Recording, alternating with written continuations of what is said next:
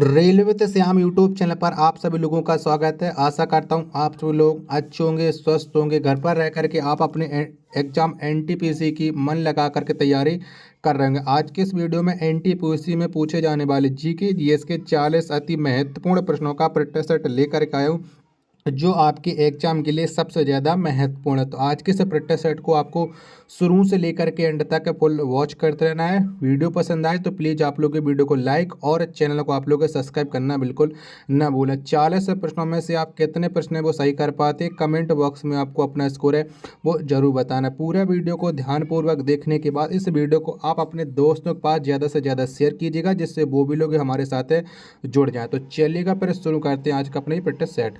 तो पहला प्रश्न आ जाता है कि भारत का पहला ग्राफीन नवाचार केंद्र किस राज्य में स्थापित किया गया। तो बताओ कौन से राज्य में स्थापित किया गया। तो भारत का पहला ग्राफीन नवाचार केंद्र है, ये केरल राज्य में स्थापित किया गया है। पहले प्रश्न का बी ऑप्शन करेक्ट आंसर हो जाएगा। प्रश्न संख्या दूसरा आ जाता है कि भारत में खारे पानी की बड़ी झील कौन सी है। तो बताओ कौन सी है।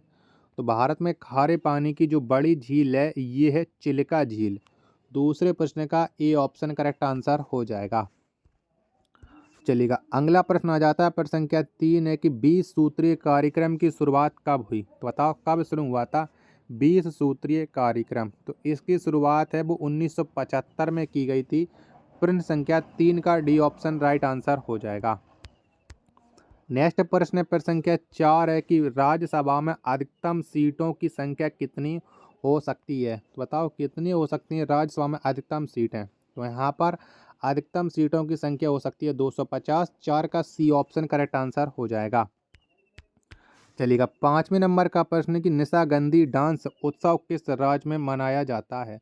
तो बताओ कौन से राज्य में मनाते हैं। तो ये केरल राज्य में मनाया जाता है। 4 का ए ऑप्शन राइट आंसर हो जाएगा। 6वें नंबर का प्रश्न कौन सा एंजाइम प्रोटीन का पाचन करता है। तो बताओ कौन सा एंजाइम करता है। तो पेप्सिन एंजाइम है, ये प्रोटीन का पाचन करता है। 6 का ए ऑप्शन करेक्ट आंसर हो जाएगा।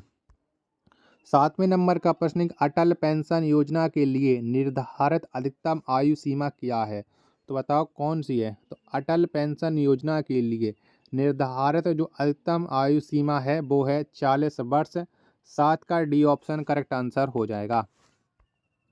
8वें नंबर का प्रश्न आ जाता है कि पानी में रखा नींबू ऊपर से दिखने पर उठा हुआ क्यों प्रतीत होता है। तो बताओ ये किसके वजह से दिखता है। 8वें प्रश्न का राइट आंसर क्या हो जाएगा। तो ये अपवर्तन के कारण दिखता है। 8 का बी ऑप्शन राइट आंसर हो जाएगा। चलिएगा 9वें नंबर का प्रश्न आता है आपके सामने, खाना जल्दी पकाने के लिए उसमें क्या डाला जाता है। तो बताओ क्या देने से खाना है वो जल्दी पक जाता है। तो सोडियम बाइकार्बोनेट डालने से खाना जल्दी पक जाता है। 9 का ए ऑप्शन करेक्ट आंसर हो जाएगा।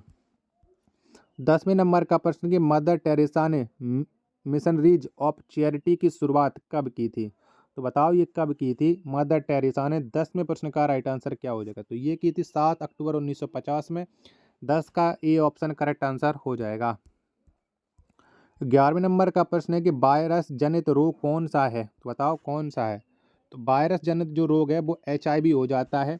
11 का बी ऑप्शन करेक्ट आंसर हो जाएगा। अगला प्रश्न प्रश्न संख्या 12 आ जाता है कि भारत को कितने भौगोलिक भागों में बांटा गया है। तो बताओ कितने भागों में बांटा गया है। तो भारत को जो बांटा गया है वो 5 भौगोलिक भागों में बांटा गया है। 12 का डी ऑप्शन करेक्ट आंसर हो जाएगा। प्रश्न संख्या 13 आ जाता है आपके सामने कि संविधान में मौलिक कर्तव्य किस समिति की सिफारिश पर जोड़े गए हैं। तो बताओ कौन सी समिति की सिफारिश पर मौलिक कर्तव्य जोड़े गए हैं। प्रश्न संख्या 13 का राइट आंसर क्या हो जाएगा। तो ये स्वर्ण सिंह समिति की सिफारिश पर जोड़े गए हैं। 13 का ए ऑप्शन करेक्ट आंसर हो जाएगा। आशा करता हूँ कि ये वीडियो आपको जरूर पसंद आ रही होगी। तो प्लीज़ आप लोग इस वीडियो को लाइक और चैनल को सब्सक्राइब करना आप लोग बिल्कुल ना भूलें। अगला प्रश्न है प्रश्न संख्या 14 आ जाता है, मानव में कितने जोड़ी अलैंगिक गुणसूत्र की संख्या होती है। तो कितने जोड़ी होती है। तो मानव में अलैंगिक गुणसूत्रों की संख्या होती है वो होती है 22। 14 का सी ऑप्शन करेक्ट आंसर हो जाएगा। 15वें नंबर का प्रश्न आ जाता है कि पंचायती राज किस भाग में वर्णित है। तो बताओ कौन से वाले भाग में। तो पंचायती राज ये भाग 9 में वर्णित है। 15 का बी ऑप्शन करेक्ट आंसर हो जाएगा। 16वें नंबर का प्रश्न आ जाता है कि मोनोजाइट खनिज किस राज्य में मिलता है। बताओ कौन से राज्य में मिलता है मोनोजाइट खनिज। 16वें प्रश्न का राइट आंसर क्या हो जाएगा। तो मोनोजाइट जो खनिज है ये केरल राज्य में मिलता है। 16 का सी ऑप्शन करेक्ट आंसर हो जाएगा। नेक्स्ट प्रश्न आ जाता है प्रश्न संख्या 17 है, कांच के निर्माण में किसका उपयोग होता है। तो बताओ किसका उपयोग करते हैं। तो कांच के निर्माण में बासिंग सोडा का उपयोग किया जाता है। 17 का ए ऑप्शन करेक्ट आंसर हो जाएगा। 18वें नंबर का प्रश्न है कि चौरी चौरा कांड कब हुआ था। तो बताओ कब हुआ था। तो चौरी चौरा जो कांड हुआ था ये 1922 में किया गया था। 18 का ए ऑप्शन राइट आंसर हो जाएगा। चलिएगा अगला प्रश्न है प्रश्न संख्या 19 आ जाता है कि जैन धर्म से संबंधित जल मंदिर का निर्माण किसने करवाया था। तो बताओ किसने करवाया था जल मंदिर का निर्माण। तो ये करवाया था नंदी वर्मन ने। 19 का ए ऑप्शन करेक्ट आंसर हो जाएगा। प्रश्न संख्या 20 आ जाता है कि देश बंधु चित्तरंजन दास पेशे से क्या थे। तो बताओ क्या थे। तो देश बंधु चित्तरंजन दास पेशे से या एक वकील थे। 20 का बी ऑप्शन राइट आंसर हो जाएगा। 21 नंबर का प्रश्न आ जाता है कि सागा दावा उत्सव किस राज्य में मनाया जाता है। तो बताओ कौन से राज्य मनाते हैं। तो ये सिक्किम राज्य में मनाया जाता है सागा दागा उत्सव। 21 का ए ऑप्शन करेक्ट आंसर हो जाएगा। 22वें नंबर का प्रश्न आ जाता है कि भोपाल गैस त्रासदी के समय यूनियन कार्बाइड कंपनी का अध्यक्ष कौन था। तो बताओ कौन था उस समय। तो यूनियन कार्बाइड कंपनी के जो अध्यक्ष थे वो थे वॉरेन वाटियन एंडरसन। 22 का सी ऑप्शन करेक्ट आंसर हो जाएगा।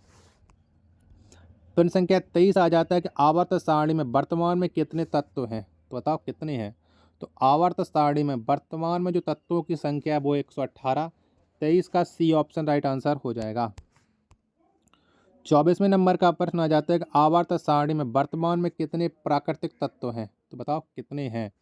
तो आवर्त सारणी में वर्तमान में जो प्राकृतिक तत्वों की संख्या है वो हो जाती है 94। 24 का डी ऑप्शन करेक्ट आंसर हो जाएगा। 25वें नंबर का प्रश्न है आपके सामने कि भारत में कितनी शास्त्रीय भाषाएं हैं। तो बताओ कितनी हैं। तो भारत में जो शास्त्रीय भाषाओं की संख्या है वो है 6। 25 का डी ऑप्शन राइट आंसर हो जाएगा। 26वें नंबर का प्रश्न है कि ईस्ट किंडमन का उपयोग किस में होता है। तो बताओ किस में करते हैं। तो ईस्ट किंडमन का जो उपयोग है वो ब्रेड बनाने और बियर बनाने में किया जाता है।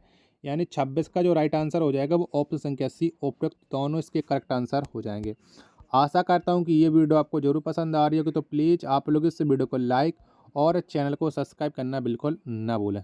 चलिएगा अगला प्रश्न है प्रश्न संख्या 27 है, ईसाई धर्म का पवित्र ग्रंथ है। तो बताओ कौन सा है।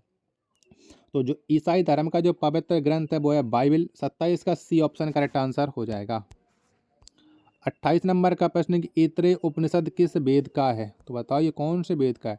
तो ऐतरेय जो उपनिषद है ये हो जाता है ऋग्वेद का। 28 का ए ऑप्शन करेक्ट आंसर हो जाएगा। 29 नंबर का प्रश्न आ जाता है कि 1969 में कितने प्राइवेट बैंकों का राष्ट्रीयकरण हुआ था। तो बताओ कितने का हुआ था। तो 1969 में 14 बैंकों का राष्ट्रीयकरण हुआ था। 29 का बी ऑप्शन करेक्ट आंसर हो जाएगा। प्रश्न संख्या 30 आ जाता है कि लिविंग रूट ब्रिज किस राज्य में स्थित है। तो बताओ कौन से राज्य में। तो लिविंग रूट ब्रिज ये स्थित है मेघालय में। प्रश्न संख्या 30 का सी ऑप्शन करेक्ट आंसर हो जाएगा। चलिएगा अगला प्रश्न है प्रश्न संख्या 31 आ जाता है कि बांग्ला किस राज्य की गारो जनजाति का त्यौहार है। तो बताइए कौन से राज्य का है। 31वें प्रश्न का राइट आंसर क्या हो जाएगा। तो ये हो जाता है मेघालय का। 31 का ए ऑप्शन करेक्ट आंसर हो जाएगा। 32वें नंबर का प्रश्न है कि धातु ऑक्साइड की प्रकृति कैसी होती है। तो बताओ कैसी होती है। तो धातु ऑक्साइड की जो प्रकृति है ये क्षारीय होती है। 32 का बी ऑप्शन करेक्ट आंसर हो जाएगा। 33वें नंबर का प्रश्न आ जाता है स्पेक्ट्रम में किस रंग का विचलन सबसे ज़्यादा होता है। तो बताओ कौन से रंग का होता है। तो स्पेक्ट्रम में बैगनी रंग का विचलन है वो सबसे ज़्यादा होता है। 33 का सी ऑप्शन करेक्ट आंसर हो जाएगा। 34वें नंबर का प्रश्न आ जाता है कि ग्राम पंचायतों का गठन किस अनुच्छेद में वर्णित है। तो बताओ कौन सा अनुच्छेद में वर्णित है। तो ग्राम पंचायतों का जो गठन है वो अनुच्छेद 40 में वर्णित है। 34 का डी ऑप्शन करेक्ट आंसर हो जाएगा। 35वें नंबर का प्रश्न आ जाता है कि प्रेरित विद्युत वाहक बल की एसआई इकाई क्या है। तो बताओ क्या है। तो प्रेरित विद्युत वाहक बल की जो एसआई इकाई है वो है वोल्ट। 35 का बी ऑप्शन करेक्ट आंसर हो जाएगा। 36 नंबर का प्रश्न है कि अनुच्छेद 12 से 35 किस भाग में वर्णित है? तो बताओ कौन से भाग में वर्णित है? तो ये भाग 3 में वर्णित है। 36 का सी ऑप्शन करेक्ट आंसर हो जाएगा। 37 नंबर का प्रश्न आ जाता है कि एक सामान्य पुरुष में कितने गुणसूत्र होते हैं? तो बताओ कितने होते हैं? तो यहाँ पर गुणसूत्रों की जो संख्या है वो है 46। 37 का बी ऑप्शन करेक्ट आंसर हो जाएगा। 38 नंबर का प्रश्न, अवर्णीय लवक कौन सा है? तो बताओ कौन सा है? तो अवर्णीय जो लवक होता है वो ल्यूकोप्लास्ट है। कौन सा है? ल्यूकोप्लास्ट है। 38 का ए ऑप्शन करेक्ट आंसर हो जाएगा। 39 नंबर का प्रश्न आ जाता है, गोलीय दर्पण में फोकस एफ और वक्रता केंद्र सी के बीच की दूरी कितनी होती है? तो बताओ कितनी होती है? तो इनके बीच की दूरी होती है r/2। 39 का डी ऑप्शन करेक्ट आंसर हो जाएगा। प्रश्न संख्या 40 और अंतिम प्रश्न है आज के सेट का कि सबसे पहले नगर निगम कहाँ लागू हुआ था? तो बताओ कहाँ पर हुआ था? तो सबसे पहले जो नगर निगम लागू हुआ था वो हुआ था मद्रास में। 40 का ए ऑप्शन करेक्ट आंसर हो जाएगा। आशा करता हूँ कि ये वीडियो आपको पसंद आई होगी। तो प्लीज़ आप लोग इस वीडियो को लाइक और चैनल को आप लोग सब्सक्राइब करना बिल्कुल ना भूलें। मिलते हैं एक और नेक्स्ट वीडियो के साथ, तब तक के लिए धन्यवाद। जय हिंद।